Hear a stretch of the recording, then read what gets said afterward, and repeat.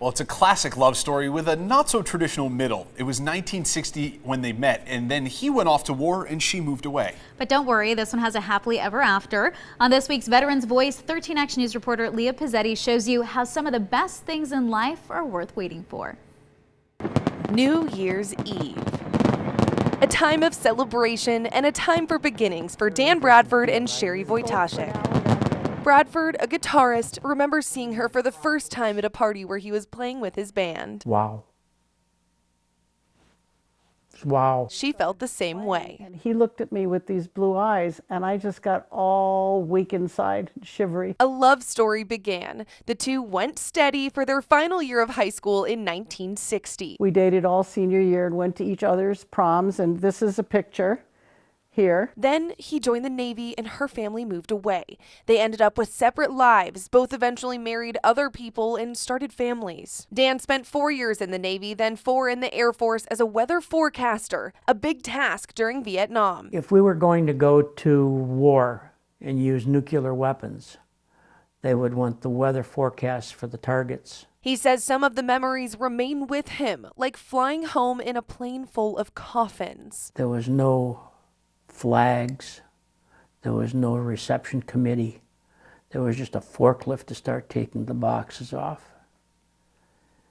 And I still dream about that one. Decades later, Dan found himself divorced and heard Sherry's husband had passed, so he took a chance. My phone rang, and I picked it up, and this voice said, "Hi, Sherry, do you know who this is?" Well, I was very lucky. There was a chair behind me because I went thump down into the chair. 42 years later, they found themselves back in love.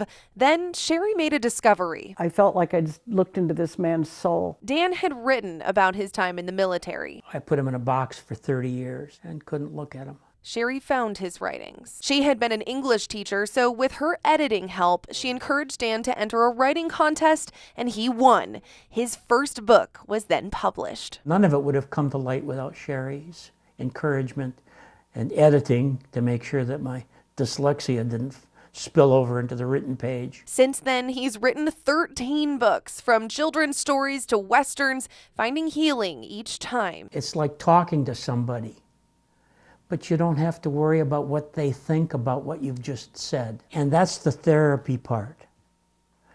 It's the thoughts that are so deep that I don't ponder over them.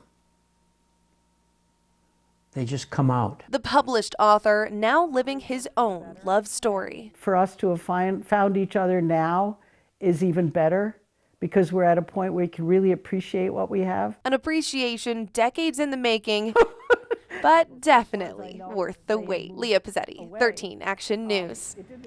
And Veterans Voice is sponsored by Lexus of Las Vegas and Lexus of Henderson. If you have a veteran who should be featured on our weekly series about heroes, email veteransvoice@ktnv.com.